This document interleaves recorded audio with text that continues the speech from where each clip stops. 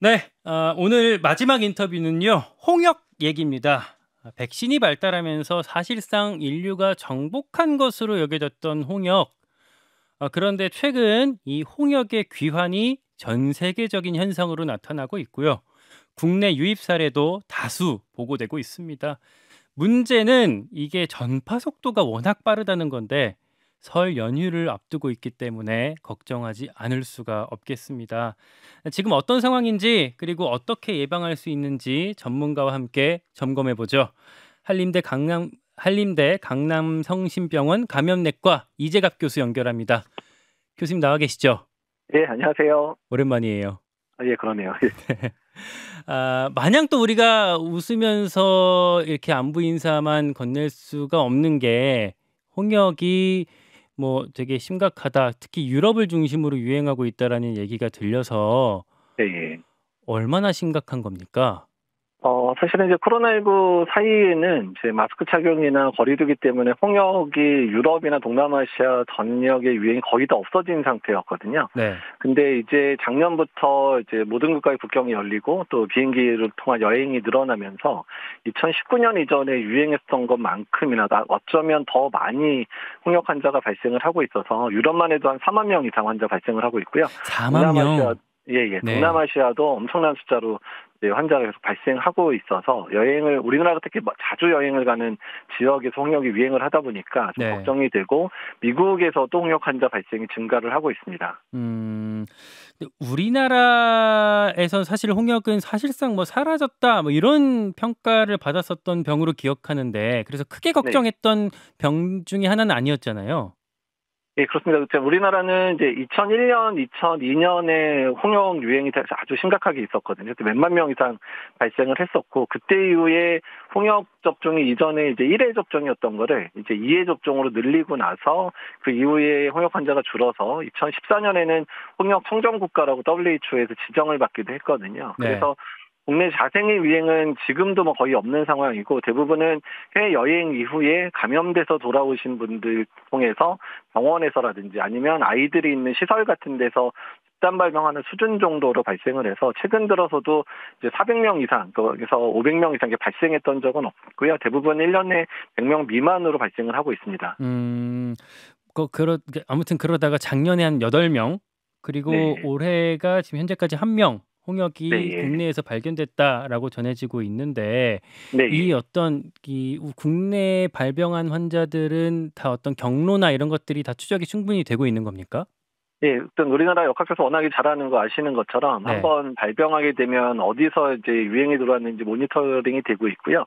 지금 거의 대부분은 이제 유럽에서 들어오는 경우가 많고요. 네. 일부는 동남아시아에서 유입되는 경우들이 많습니다. 그래서 그 중에서 이제 많이 발생하는 경우는 이제 1세 미만의 아이들은 이제 BCG를 MMR을 아직 맞기 전이기 때문에 홍역 예방적 맞기 전이니까 1세 미만 아이들이 일부 발생을 하고 있고요. 네. 일부는 20, 30대 특히 이제 병원에서 근무하는 종사자들이 홍역이 가장 심하고 바이러스 배출 많을 때 환자를 보다 보니까 일부 감염되는 사례가 확인되고 있습니다. 그게 그러면 이를테면 우리 옛날에 보면 유럽 외국에서 지금 들어온 그 1차 감염자 수준에서 그게 뭐 2차, 3차, 4차 이렇게 전파되고 있는 단계는 아닌 거죠? 예, 국내에서. 그러니까 보통 2차 단계 정도에서 네. 그래서 외국에서 유입된 사람의 주변 사람이 몇 명 감염되는 수준에서 유행은 대부분 끝나는 상황이기는 합니다. 이게 왜 걱정이 되냐면 사실 그 뭐라죠? 전파력이 워낙 세서 한 명이 감염되면 그걸로 뭐 열댓 명씩 감염이 되기 마련이다. 이렇게 좀 정리가 됐던 것 같던데 아직 네. 우리나라에 들어왔을 때는 2차 이후로까지 퍼지지는 않는 상황이군요. 예, 예, 그렇습니다. 일단은 이제 그냥 특정 장소에서 일부 유행이 되는 상황이기는 하지만 이게 지역사회로 확산된 적은 아직까지는 없는 상황이어가지고요. 일단 국내는 관리가 잘 되고 있다라고 음. 보시면 되겠고요. 그 이유는 국내에서 이제 영유아에서의 이제 그 MMR 예방접종 1차가 10에서 15개월이고요. 네. 그다음에 2차가 4에서 6세인데 2차 접종까지 완료한 인구가 98%를 넘습니다. 그래서 네. 전 세계적으로 가장 높은 국가고요. 그다음에 이제 홍역 같은 경우에 전파력이 높다 보니까 감염 재생산 수가 한 12에서 18, 한 명이 12에서 18명을 감염을 시킬 수 있는데 네. 전 국민의 적어도 94% 이상이 항체를 제대로 가지고 있으면 유행이 잦아든다고 돼 있는데 우리나라는 아까 말씀드린 대로 98% 이상 예방접종을 하기 때문에 어떻든 광범위한 유행이 국내에서 있을 가능성은 아직은 높지 않다 이렇게 생각을 하고 있습니다. 홍역이 어떤 질병인지 좀 간단하게 짚고 넘어가야 이해하기가 더 좋을 것 같은데 지금 어느 정도 말씀 주시긴 했지만요. 네. 홍역에 걸리게 되면 어떤 증상이 나타나죠?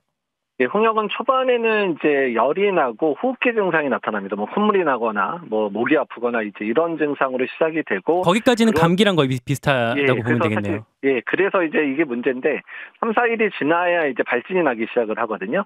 그래서 발진이 나야지 이제 이게 홍역이구나 이렇게 생각이 되는데 네. 전파는 열이 날 때부터 전파가 되기 시작합니다. 그러니까 초기에 이제 감기인 줄 알고 지냈는데 그때 이미 다른 사람들 전파시킬 수가 있고 네. 발진이 나면 이제 홍역이구나. 그래서 그때부터 격리가 되는 상황이다 보니까 이래서 더 전파를 막기도 어려운 상황이고 또 이게 전파 경로가 공기매개로 전파되는 형태를 가지고 있어서 심지어 환자가 있었던 공간에서 환자가 지나가더라도 다른 데로 가더라도 그 안에 1시간에서 2시간 사이에 있는 사람들도 감염될 수 있다고 하는 전파력을 가지고 있거든요. 그러니까 우리 예전에 코로나19처럼 비말을 통한 감염이 아니라 그냥 공기 중으로 그냥 그 같은 공간에 있던 것만으로도 충분히 감염이 될 수 있는 질병이군요. 네, 그래서 공기 사이로 계속 날아다니면서 심지어 환자가 없어지더라도 한두 시간 동안은 공기 사이에서 흘러다니면서 감염을 시킬 수 있다라고 알려져 있어서 그래서 전파력이 있어서는 뭐 사회 어떤 바이러스보다도 비교할 수 없는 전파력을 가지고 있습니다. 감기랑 가장 큰 구별법이 어떤 게 있습니까? 이제 초기 증상으로는 전혀 감별이 안 되고요. 이제 발진이 나기 시작하는데 이제 얼굴부터 나기 시작하고 또 입안에 하얀색의 이제 코플릭 반점이라는 반점이 생기거든요. 초기에. 그래서 이제 코플릭 반점 그리고 이제 얼굴부터 시작되는 이제 붉은색의 발진이 전신으로 퍼져나가는 양상이면 홍역일 가능성이 있겠다라고 생각을 하고 빨리 이제 검사를 받으셔야 됩니다. 이게 아까 말씀 주셨던 게 한 94%인가 98%인가요? 우리 국민의 상당수가 이미 예방 접종을 맞았다고 하셨잖아요. 네, 98% 정도 아이들이 예방접종 잘하고 있죠. 이게 뭐 우리 예전에 불주사라고 하죠. 이 큰 자국이 남는 그 주사가 이 홍역 예방 주사인가요? 아니고요. 이게 아마 잘못된 오해인데 이제 불주사라고 했던 거는 이제 BCG라 그래서 결핵 예방 접종이거든요. 그래서 이제 근데 그것도 불주사가 이제 왜 불주사냐면 아마 좀 40대 넘으신 분은 기억할 텐데 초등학교 시절에 양호 선생님, 보건교사 선생님이 알콜 램프를 가지고 와서 주사기 바늘을 이렇게 계속 달구면서 접종을 해서 불주사라고 알려져 있기는 한데요. 근데 이제 이게 그 당시에 이제 일회용 주사기가 부족해가지고 그렇게 접종을 했었던 거라서. 어쨌든 또 불주사는 BCG고 MMR하고는 전혀 상관이 없습니다. 어쨌든 그 MMR은 12개월이 넘어야 맞게 되는 건데 제가 좀 걱정되는 건 이를테면 제 아이는 돌이 안 지났거든요. 예방 접종을 BCG는 맞았지만 MMR을 아직 안 맞은 상태. 이런 경우에는 지금 조금 걱정할 수밖에 없는 상황 아닌가요, 그러면? 그래서 사실 이제 MMR 예방 접종이 10에서 15개월인 이유는 이제 아이들이 생백신인 이유도 있고 그다음에 엄마한테서 아이들이 홍역에 대한 항체를 받게 되면 그게 6개월에서 12개월까지 이제 그 홍역을 막아주는 역할을 하기는 하는데 그 항체가 남아 있으면 홍역 예방 접종 효과가 떨어집니다. 그래서 엄마한테서 받은 홍역 항체가 없어지는 시점에 접종을 하다 보니까 12에서 15개월에 이제 접종을 하게 되고 그러다 보니까 이제 엄마의 항체가 많이 떨어지는 6에서 12개월의 아이들이 이제 홍역에 걸릴 확률이 높아서 만약에 국내에 홍역이 유행하는 상황이 돼버리면 가속 접종이라 그래서 홍역 예방 접종을 6개월에서 12개월로 당겨서 접종할 때도 일부 있기는 있습니다. 근데 다만 그렇게 접종한 아이는 12에서 15개월에 또 접종을 해야 되긴 합니다. 일부 항체가 남아 있긴 하군요. 엄마의 항체가 이제 넘겨받아서 남는데 그게 이제 없어지는 시기가 애들마다 다르니까 거의 대부분의 아이들이 항체가 없어지는 12개월에서 15개월에 접종을 하게 하거든요. 지금 말씀하셨던 어떤 조기 접종 이런 게 검토가 되고 있습니까?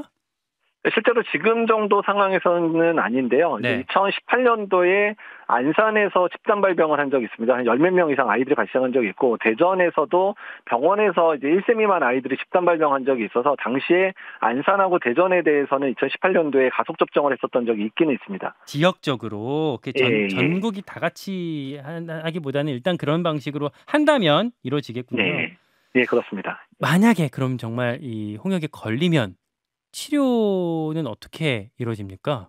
현재까지 이제 홍역에 대한 이제 치료제가 마땅한 건 없어서 그냥 증상을 그래요. 조절하는 수준으로 치료를 하거든요. 그러니까 네. 너무 열이 많이 나면 해열제 주고 뭐 이런 식으로 치료를 하게 되고요. 다만 합병증이 발생할 때 이제 아주 합병증은 드물지만 뭐 심각한 폐렴이라든지 또는 이제 내수막염이나 뇌염이 발생하는 경우에는 입원하시게 되면 중증 환자에 대해서 일부 항바이러스를 쓰긴 쓰는데 어쨌든 전반적인 치료제가 특별하게 있지는 않습니다. 궁금한 게 예방 접종을 맞은 사람들은 네. 예. 홍역 안 걸린다라고 단정할 수가 있습니까? 그러니까 이제 홍역 예방 접종 효과를 거의 뭐 98%, 100%라고 얘기를 하기는 하는데요. 네. 근데 이제 우리나라 같은 경우는 조금 이제 특수성이 생기는 게 지금 아까도 말씀드린 대로 2001년, 2년에 유행하고 전혀 유행이 없잖아요. 네. 그러니까 예방 접종을 했던 사람들도 중간중간에 홍역이 유행할 때 한 번씩 노출되면서 내추럴 부스터, 자연 부스터라고 해서 한 번씩 항체가 올라가야 되는데 이제 지금은 이제 홍역에 노출될 일이 없다 보니까 예방 접종한 면역 가지고 20살, 30살 이렇게 살게 되다 보니까 항체가 많이 떨어져서 20, 30대에 그래서 홍역 환자 아주 극심하게 바이러스를 배출하는 시기에 접촉을 하게 되면 가볍게 홍역을 앓게 되는 경우가 많고 그게 지금 이제 20, 30대가 유럽이나 동남아시아 여행 갔다 홍역 걸려서 오는 이유가 되거든요. 네. 그래서 일부 이제 돌파 감염 사례가 20, 30대에서 생길 수는 있다라고 생각하시면 됩니다. 그러면 그 돌파 감염을 막기 위해 우리 예전에 코로나19 같은 경우에는 그래서 백신을 또 맞고 그랬잖아요. 네. 예. 이것도 그러면 백신을 또 맞아야 되는 상황도 있는 겁니까? 그래서 이제 의료인들 같은 경우는 이제 의료인들은 이제 환자가 가장 증상이 심할 때 와서 홍역에 걸렸던 일들, 특히 2018년에 모 대학병원에서 한 20명의 의료진이 홍역에 걸린 적이 한 번 있었거든요. 네. 그래서 그때 이후에 의료진들은 이제 MMR 항체, 홍역 항체 반드시 확인해서 없으면 예방 접종을 하도록 강화가 된 상황이고요. 네. 다만 이제 20대에서 이제 홍역 항체 검사를 매번 하고 이러기는 어렵기는 한데 어떻든 이제 유럽 여행을 갈 때 특히 홍역 유행이 심각한 유행 지역을 갈 때는 MMR 접종하고 가는 게 좋겠다 정도로 권고를 하고 있습니다. 여기 국내 생활할 때는 뭐 일단 지내더라도 유럽 네. 여행 심한 확산이 된 유럽 여행 가기 전에는 한번 맞고 가는 게 좋지 않겠냐 정도 권고. 예, 맞습니다. 예. 만약 그러니까 어쨌든 우리가 아직은 그런 단계는 아니지만 만일의 사태를 우리 국내에서도 대비를 해야 되는 입장이잖아요. 네, 예. 지금 우리 국내 어떤 감염병 대응 시스템이 이걸 막기 위한 상황이 좀 충분히 마련되어 있습니까? 일단은 이제 말씀드린 대로 홍역이 발진이 나기 시작을 해야지 이제 그 확인이 되긴 하는데 게다가 MMR을 접종했던 사람이 걸리는 경우는 증상도 되게 경미하게 나타나서 발진도 심하지 않거든요. 그래서 네. 어떻든 해외 여행 이후에 열이 나고 그리고 발진이 나기 시작을 하면 제일 먼저 어떤 홍역이나 또 여러 가지 감염성 질환 생각하고 바로 병원에서 진찰을 받아주시는 게 매우 중요하고요. 네. 그 이후에 뭐 신고가 되고 역학조사하고 이런 부분들은 뭐 우리나라 워낙에 잘하니까 그 이후는 걱정할 게 없는데 환자분이 의심해서 병원 가고 또 의사 선생님이 홍역을 의심해서 검사를 해주셔야 이 부분이 해결이 될 수 있는 부분이기는 합니다. 개인 수칙이 지금 중요한 상황이라는 말씀이신 거죠? 네, 그렇습니다. 예. 그러니까 이 인터뷰, 이 질문을 특히 더 드릴 수밖에 없는 이유가 이번 주에 이제 설 명절 연휴가 시작되잖아요. 네, 예. 그래서 이동량이 많을 수밖에 없고 그 과정에서 혹시 뭐 전파가 이어지는 것 아니냐 이런 걱정이 있는 건데 이 네. 이동과 관련한 어떤 개인의 대비가 필요한 부분도 있습니까? 일단은 이제 해외 여행을 가시는 분들, 그래서 요새 이제 설 연휴에 해외 여행 많이 가시잖아요. 해외여행, 네. 또 지금 이제 외국에서 걸리는 후발 연령들이 이제 중고등학생부터 20, 30대가 홍역에 노출되고 그래서 감염되고 다시 들어와서 학교에서 다른 아이들한테 옮기거나 또는 병원 내에서 옮기는 경우들이 계속 보고가 되고 있는 상황이라서 그래서 국가별로 홍역 발생이 많은 국가들을 여행하는 경우 특히 또 사람이 많은 데를 가는 경우 있잖아요. 뭐 콘서트라든지 뭐 이런 공연 같은 네. 거를 보기 위해서 가는 경우는 네. 일단은 예방접종을 좀 생각해 주시는 게 좋을 것 같습니다. 네, 알겠습니다. 홍역 더 커지지 않을 수 있도록 잘 대비가 되었으면 좋겠습니다. 말씀 잘 들었습니다. 네. 네, 감사합니다. 네, 한림대 강남성심병원 이재갑 교수였습니다. 김현정의 뉴스쇼는 시청자 여러분의 참여를 기다립니다. 구독과 좋아요, 댓글 잊지 않으셨죠? 알림 설정을 해두시면 평일 아침 7시 20분 실시간 라이브도 참여하실 수 있습니다.